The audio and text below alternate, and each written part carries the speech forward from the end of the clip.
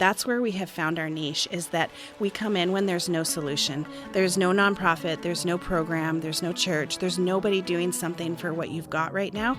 And when you realize that you are the solution, it makes courageous decisions really easy. And courageous decisions are a lot easier if you know that they directly align with your mission.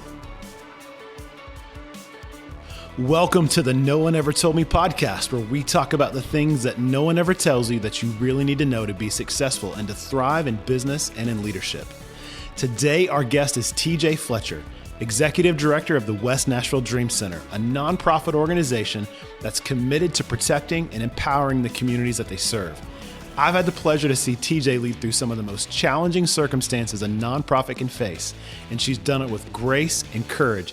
And it's a testament to her leadership and to her team that this nonprofit is not only surviving, but thriving in this uncertain business climate. TJ, welcome to the show. Let's get started. Yeah, thanks for having me. Yeah, I love this. I'm so happy you're here. What's the one thing no one ever told you about being Canadian in the southern United States? That it snows here. That's kind of crazy, right? Yeah, and I have a bone to pick with people because everyone always says to me, well, you should be used to this and it shouldn't bother you. But I think I should get to complain more than anybody because I left it. I moved 3,000 miles away. You tried to get away. Yeah, and then I get iced into my neighborhood because there's like 2 snowplows in all of Tennessee. And they were busy that week. Yes, they were. So let's talk about your story a little bit, because you've worked in nonprofit leadership for a long time. Yeah. Tell us your journey. I grew up way up north. I grew up in a family that we lived in a lot of poverty, and we had a lot of situations in my life that kind of led me down a path of feeling like I wanted to commit my life to serving the underserved. Yeah. Like any 18-year-old, I ran away from my problems, so I moved to South Africa. Okay. And I spent some time there. I spent some time in Eastern Africa, Mozambique, and Zimbabwe, and around there. And then I eventually came back and went to seminary and got a theology degree.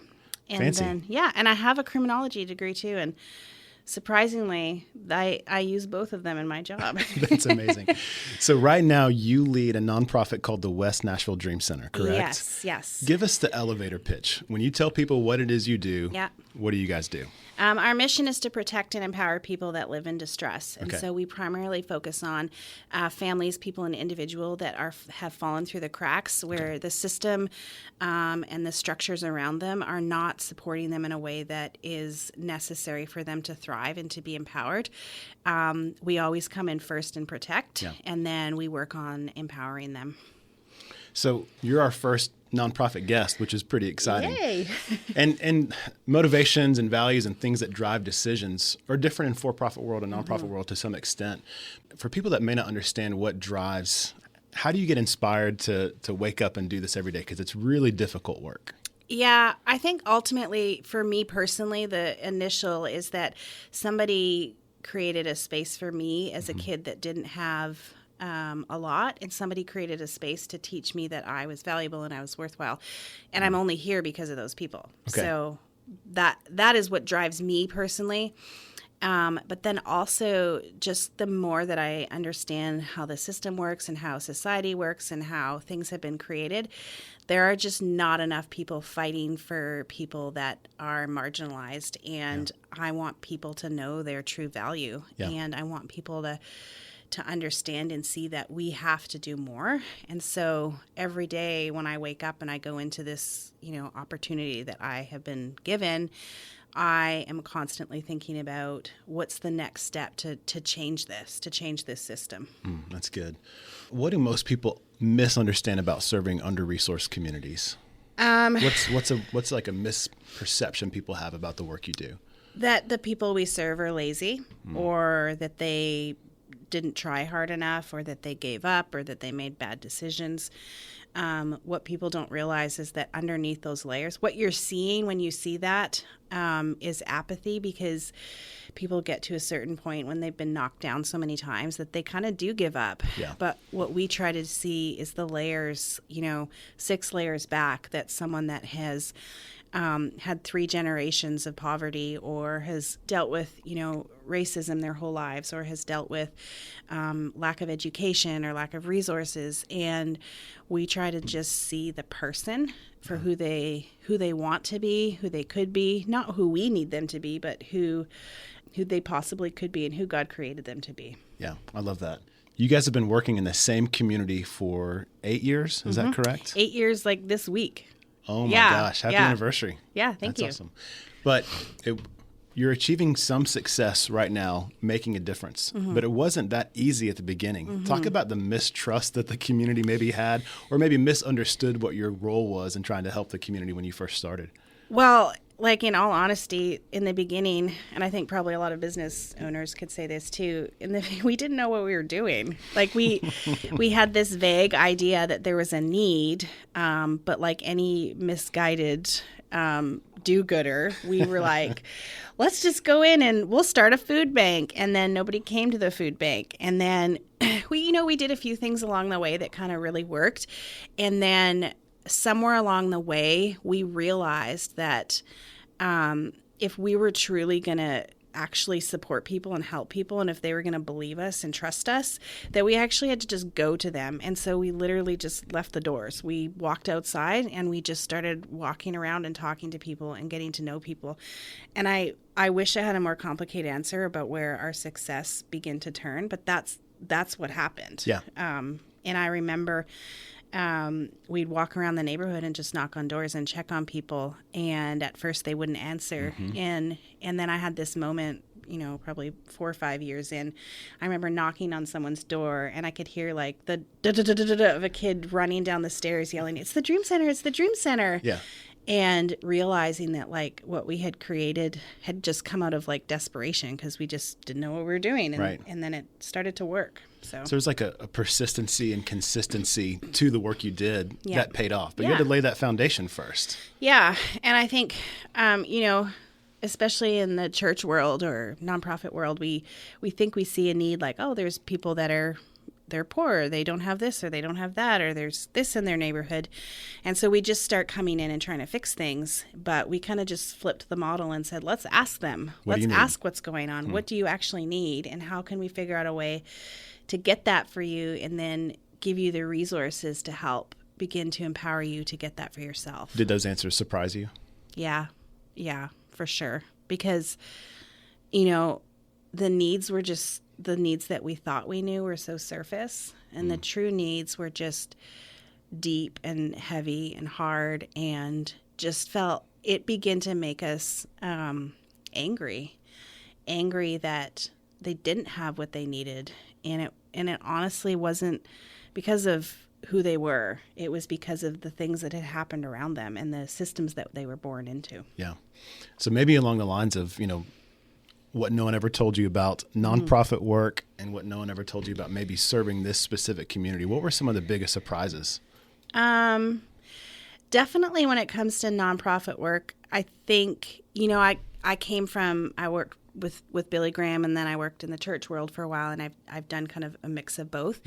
And I think when it comes to this work, what I've realized is it makes people really uncomfortable. Like when you start talking about it, or you bring it up at dinner parties, or you bring it up with people that don't do it. And I think it's that because if you can walk by someone and you can think to yourself, like, I'm a good person and I work hard and I do the things that I do, but that person didn't work hard and that's why they live there, then you're safe, right? But if somebody that you know and love and trust comes to you and says, that's not really true, like that's not actually what happened, or I know these people and I know that that's not what's going on, then it makes people uncomfortable because now they're forced to make a decision. You mess up their paradigm and how they think. Yeah. And I think that was really hard to kind of navigate through relationships, because you lose relationships along the way. They say leadership is lonely, but it's not overnight. Like it's something that you see slowly happening. But then you find new people and you do it differently. Yeah. Well, talk about that for a second, because you're leading in a difficult community. You're doing really difficult work. And one of my favorite parts of this podcast is talking to leaders who like are just courageous. Like they do things, they make decisions that not a lot of people would make. And I think that courageous decisions are downstream of conviction. I don't think you can have courage until you know what you're having courage about. So what are the convictions that drive you to make these really challenging decisions? And just for our listeners, I've seen you make courageous decisions like firsthand. And I go, man, she's tough. Like, so I want to get into specifics. That's right. I'd love to get into specifics, but maybe just in general, what are your convictions that guide that courage that you have to make the decisions you make? Yeah. I think one thing, and honestly, this just came from reading a book, and I don't even remember what it was that if you want to be successful and you want to grow, you have got to not only believe your mission, but you have to know it. And so everything that we say yes to comes back to our mission statement. Does it protect? Does it empower? And there are things that we often have to let go of because it only protects and there's no chance for it to ever empower because we can't help everyone. Right. And there are other nonprofits and there are other places and churches and businesses that are helping and doing things. If we go off mission and start doing other things, then what we start doing is replicating what people are doing. And so anytime we make a decision, and I'll give an example. In the summer when they announced that kids were going to be virtual, most of us, half of us on staff have kids, and we started thinking like, oh, great, like this is going to be obnoxious. And like a lot of people thought, I don't think anyone was like, wow, this is awesome. That's right. But the most primary thing that we were thinking about is what are our single moms going to do? And that's a question that, again, makes people uncomfortable because you have to think about like, I have to take care of my family. I've got to figure that out. And, me and my husband, we figured it out. It wasn't easy, right. But my kids did fine and they're okay. But when you have 2 or 3 jobs and you have 4 or 5 kids and you have no safe place, what are you supposed to do? There is no solution. And so that's where the Dream Center, that's where we have found our niche, is that we come in when there's no solution. There's no nonprofit, there's no program, there's no church, there's nobody doing something for what you've got right now. And when you realize that you are the solution, it makes courageous decisions really easy. And so we said, well, we have to start a school. And we have to take in kids of single parents because where else are they going to go? And then we kind of I have a longtime mentor who Brian Deshawn, and he always jokes that the expression ready, point, shoot. That's right. He says that I am a shoot, point, ready. And for me, I think that's where like sometimes I'm like, okay, I know that this mission is important. I know we have to protect and empower people. And so we have got to do this. So we're going to start a school. And then we kind of put the pieces together and figure it out. And we did it. And we had, we served almost 100 kids over this past year. And we have kids that were failing that just showed up at the door and were like, I need help. Here's my computer. Please help me. Wow. We had teenagers show up at the door and say, I can't get any work done because I'm taking care of my 5 siblings and trying to school them. And we made a small dent. But in those kids' lives, we made a massive dent. Big deal, yeah. And that wasn't because anybody on our team was like, hey, I love education, or this is my next phase in life. We just kind of put the pieces together and said, we have to do this. And courageous decisions are a lot easier if you know that they directly align with your mission. Oh, it's so good. And I think that most of the decisions we make are based on that. And is there a need? Is anybody else meeting it? Yeah. If the answer is no, then we have to. And so go back to your mission statement for a second. Say it one more time. To protect and empower people living in distress. So there's a duality there with the empowerment. I've heard the phrase, and I think it's even a book, when helping hurts. How do you guys make those distinctions of when does the protecting tip into enabling? Yeah. And is it like an on or off, or is it a scale? Is it case by case? How do you guys make those decisions? Well, one of the toughest decisions that we do, honestly, comes around to grants. We are a nonprofit, and nonprofits rely on grants, and we actually focus more on individual and corporate and spiritual, like a church donorship, because grants put you into a tricky place sometimes and force your hand to provide services a certain way to a certain group of people to a certain... To meet the qualifications to get the grant, you got to do it their way. Which I totally understand. And we have some amazing grants, and we have a person on staff who is great at writing grants, and we do write them.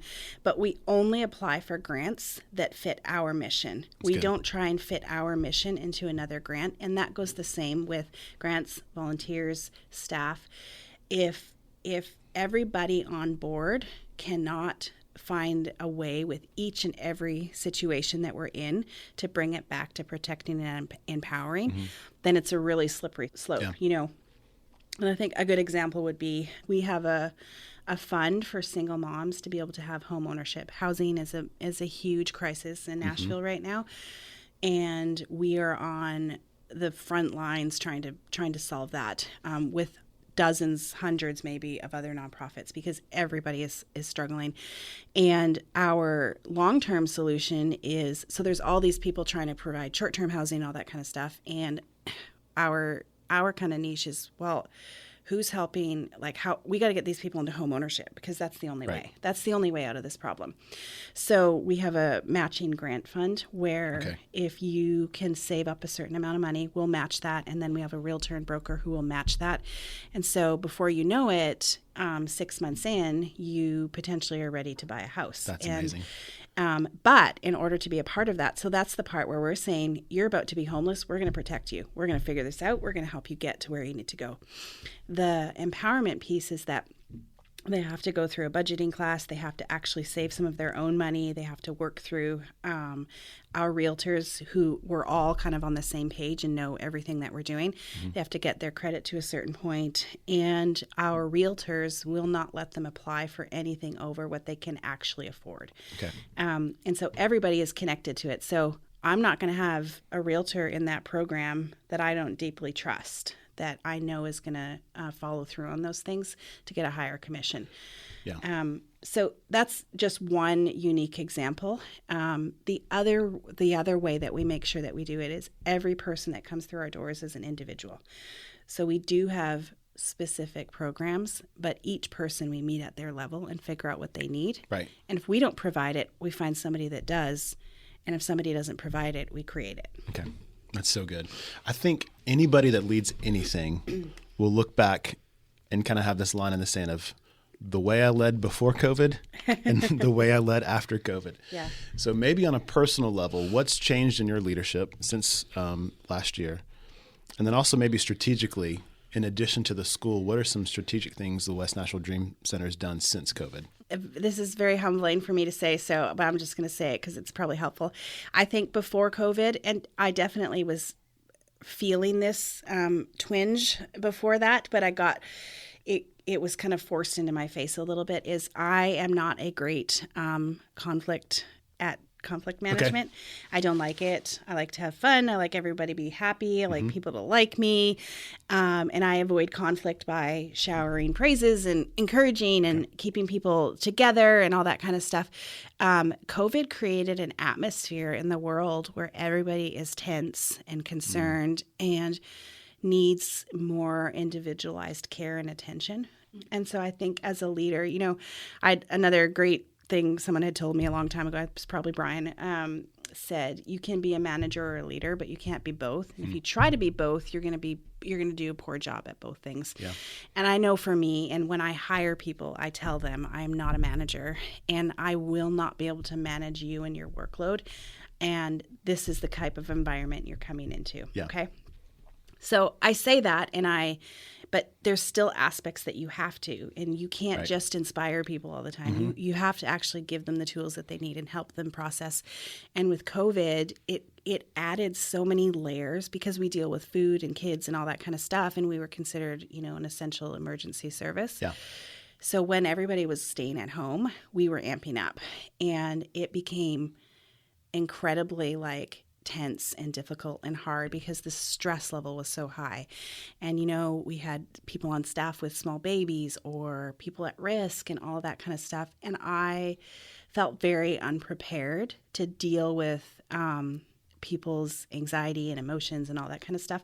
And the advice that was given to me was that you've got to get better at managing conflict, or you're going to implode. You're going to implode and you're going to pull away, and then your people aren't going to feel supported, and then they're not going to feel safe. Yeah. And then, and somebody on my board actually said, "What are you doing to protect and empower your team?" And that hurt. Right. So, because we were in a desperate season, and we've been through crisis before, but the crisis before, we were all on the same page, and we all had the same kind of goal and hopes for what we did next. COVID just polarized people for so many different reasons. And so, you have to manage people that are like, it's not real. They're going to, inject nanobots into my blood if I get the vaccine, versus people that are like, everybody's going to die from COVID. And I don't have anybody on either side like that on my team, but you definitely have different thoughts and opinions, and that's hard to manage. So, yeah. Okay. Talk about the strategy. So the school, obviously, that need presented itself, and you guys jumped in without a playbook. You just said, we can do this. We'll figure it out when we get there. Yeah. Has anything else shifted strategically? Yeah. Well, and I think, your listeners wouldn't know this, but several years ago, a developer bought our building that we had been leasing. And so we had 90 days to leave. And So this story combines a couple things. It's current strategy, but it goes back to courage of conviction, because there was a time in this story where you guys probably could have folded up and just said, you know what, we don't have a solution forward. Yeah. But there was a conviction that said, we have to be here no matter what. Yep. We're going to stay open. Absolutely. And we literally took Sharpies and a bunch of big whiteboards, and we wrote lists and lines and said, if we don't have a building, can we do this? If we don't have a building, can we do this? And we kept 90% of our programming, and we had to adjust it dramatically. Yeah. And this is the part where, we really see the conviction, and where we feel like God really led us and guided us and gave us the courage. Everything that we did, we created a mobile version of it. Awesome. So even our food bank, we have one of the only truly mobile food banks. We have 11 different locations where we give out fresh groceries. Before COVID, we had 3. And so when everything happened, and the irony is that it started like the tornado happened, and we were on the ground within hours, because we learned how to be mobile, and we learned how to move fast. Oh, that's awesome. And we learned how to be in places quickly with very little resource. And so we had created this system of mobility that allowed us to go to places, be in the open air, provide immediate needs to people.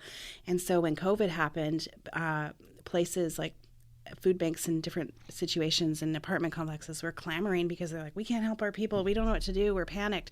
But we were like, oh, wait a minute. We actually know how to do this. So let's go do it. And so we've, tripled I want to say before last year, we were probably doing maybe 6,000 pounds of food a month, and our January numbers were 26,000 pounds of food. Oh my gosh. And that's fresh groceries going right to where people live and right to where they need it.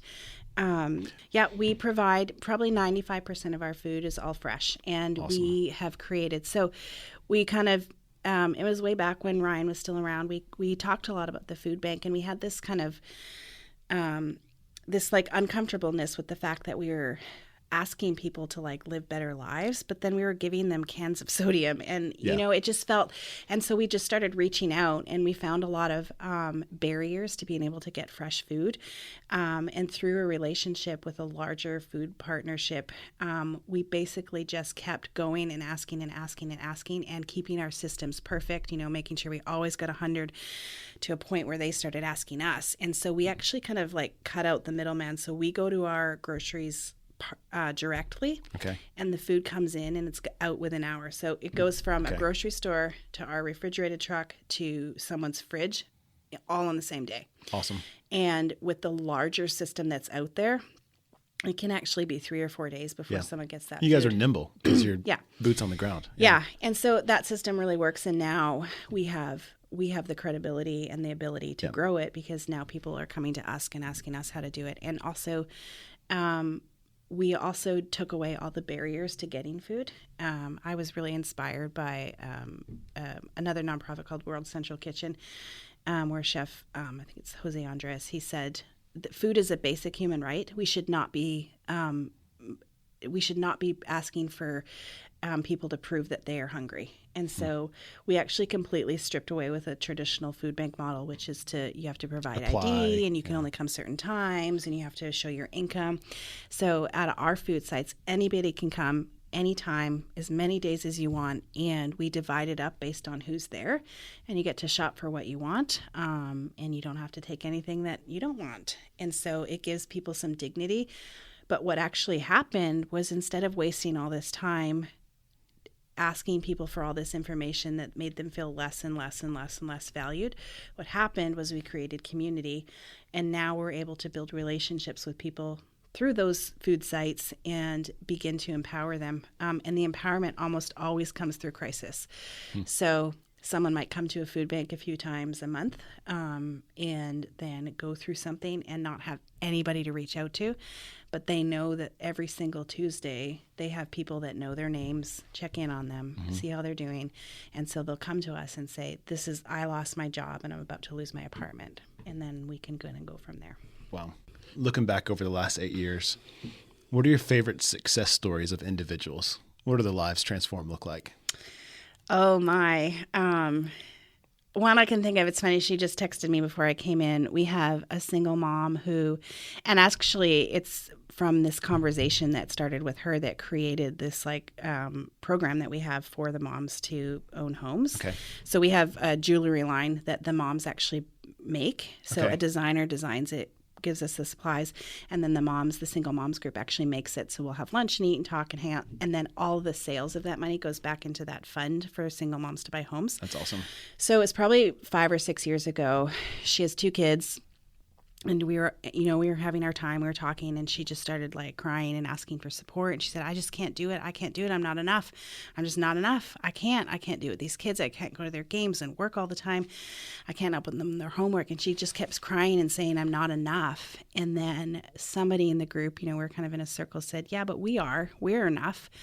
And it was this idea that we had created this family, of women doing life together. And I said, Deidre, you are enough. And she just, that circle of women around her just started to help her to believe that. And that's how we came up with this jewelry line. And it just says, I am enough. And it's awesome. Hand hammered. And the idea behind that is that collectively we are enough. But sometimes it does feel like you're not enough on your own. And she ended up quitting her job and starting her own full-time cleaning business. She's an entrepreneur. Yes. And a couple of years ago, we were able to get her a website and get her moving. She actually even cleans the Dream Center. We won't let anyone else touch it because she's such a perfectionist. And she's like, this is my home. Nobody else cleans it here.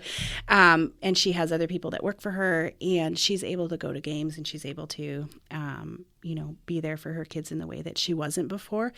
And she would tell you that the Dream Center got her where she is, but I constantly remind her, I'm like, we didn't get you anywhere. You did all the work. All we did was pull it out of you and help you recognize that you had it. And there's tons of stories like that. I just was thinking of her because she had just texted me before. Yeah. And another one is encouraging people in their mental health journeys. Okay.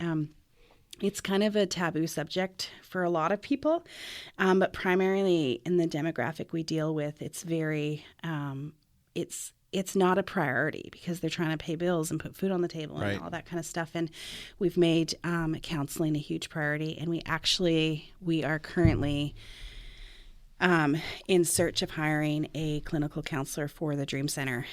Staff position. Yep, staff position. And so we were really excited about that because that's something that we feel like it just continues that empowerment. If you give someone the keys to a house and a new job and all that, but they're dealing with deep depression and battling demons that they, So those are 2 things we're really proud of. We're really proud of our food program. Yeah.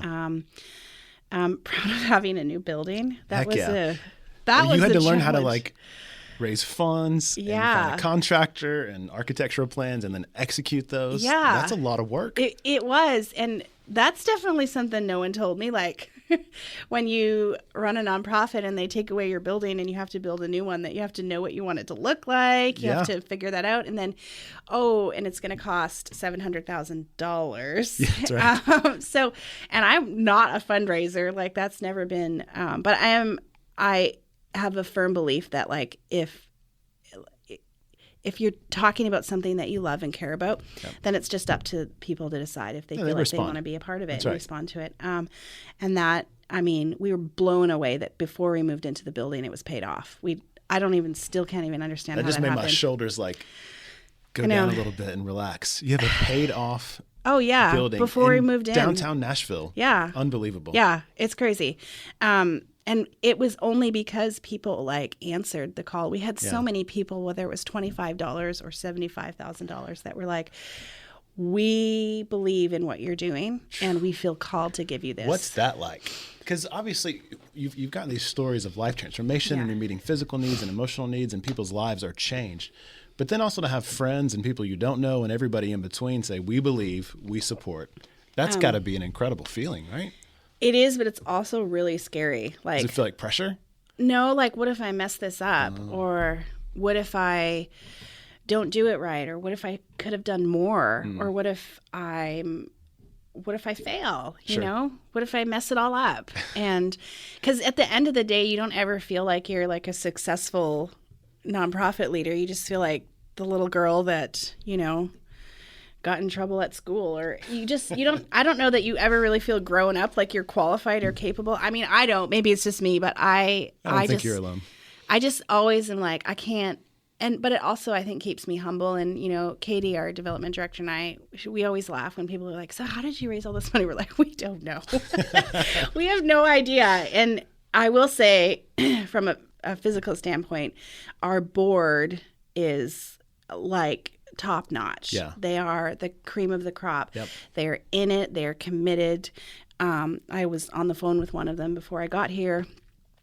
Always ends the call with praying for you, encouraged for you, and I'll get that taken care of what you asked me for. And so it's something that I've actually become really passionate about, helping other smaller nonprofits get a better board and develop what they're working with. Oh, that's so good. And I think we wouldn't be where we were if it wasn't for them, especially with all we faced. Well, let's piggyback off that last little statement there. So one thing I like to ask leaders is, you know, if you're sitting across the table from a younger you, or maybe somebody who just wants to get into nonprofit work and leadership, how are you encouraging them? You just said, I want to tell other nonprofits, develop a really talented board. Yeah. But what are some more practical steps? What would you tell yourself 10 years ago? Number one, yes, definitely you need a board that's behind it and passionate about it. If you're going to start your own nonprofit or your own whatever, be passionate about it. If you're going to ask people for money and time and commitment, make sure it's something that you're incredibly passionate about. And learn from other nonprofits and leaders. You know, I think probably one of my strongest leadership abilities is I take advantage of other people's leadership. If I am not good at something, I think, okay, who at Crosspoint has done this before? Who can I call? Like I called your wife the other day because I needed advice on something. And that for me has been my greatest asset, is keeping track of the people that I know that would be willing to like share their time with me. Yeah. And sometimes it's like people that are super busy and not very accessible. And like, I don't care when, where, I'm buying you lunch. I need 1 hour of your time. And then if it's a person like that, like have my questions ready, have my answer. Prepped. Yes, be ready to go. But you have to be bold to ask somebody like that to lunch, right? Yeah, absolutely. Take some courage. All they can do is say no, though. You know, that doesn't bother you? No, it used to. And then over time, you just kind of, I don't know, like you just kind of do it, have courage and do it. And then you realize like I've got, some people on my board that I'm like, I don't even know how on earth they said yes, because they're so much like smarter and more talented and have so many things going on. But all they can do is say no. And if you present a passion and a vision to someone and say, hey, this is a real need, like there are hurting people that are not being supported. And I think that you need to be in on this fight with me. All they can do is say no. And then the other thing I would say is be careful starting something because you feel like somebody else isn't doing a good enough job. So like, you know, churches are notorious for that. But nonprofits are too. Like, I'm going to do this better and bigger. And I really encourage people, like, look around and ask. Like, you know, I was saying that we're currently working on this housing project, and one of our staff person, like one of her jobs right now is to find out if anybody else is doing what we're aiming to do. And if anybody else is, we are going to partner with them. Right. Even if in the end they get the credit, because it is not worth putting your whole heart and soul into something just to compete with somebody else that's doing the same thing. Sure. Especially if it's just to help people, right? Or cats or whatever you want to put your nonprofit on. So yeah, look around and then learn from them. And maybe you can find a way to like be a companion or be compatible to what they're doing, as opposed to doing the exact same thing and trying to do it better. I don't know. That's my, That's right. That's it's my not addition, it's advice. multiplication. Yeah. Yeah, that's exactly. Good. So we'll put links in the socials posts and everything else. But if someone wants to know more about the West Nashville Dream Center, what you guys are doing, what resources, what could we point them towards? West Nash DC. That's on all of our everything. And we're pretty up to speed and vocal on our social media. What opportunities do people have to serve or give? What exists? Yes, 7 days a week. We operate on about 145 volunteers a week. Wow. You can drive the big food truck. You can hand out food. You can hang out with students at student night. You can help out with Summers for Kids. There's nothing, there's no niche you could not meet. You could be anything. And so our website has all that. It's super easy to access. It shows you time slots. It gives you all the information you need, sends you your background check, and you can be, volunteering within 24 hours with us. For people who feel like the mission is something they want to financially support, we have all that on our website as well. And it's just West Nash DC /give. Okay. But we also have specific programs if something were more important to you than others. So you can. That's so good. TJ, thanks for taking time to tell us your story and share everything you've learned. We are big fans of what you guys are doing at the West Nashville Dream Center. You. I so appreciate TJ's conviction to lead and serve the under-resourced and her willingness to share about the things she's still learning in leadership. But I kind of think that her ready, fire, aim approach to leading has a huge upside. I think many leaders get paralyzed by trying to make a perfect plan and they forget to act. I once heard someone say, real leaders launch. So whatever you're trying to get off the ground, don't wait around for the perfect conditions, just go do it.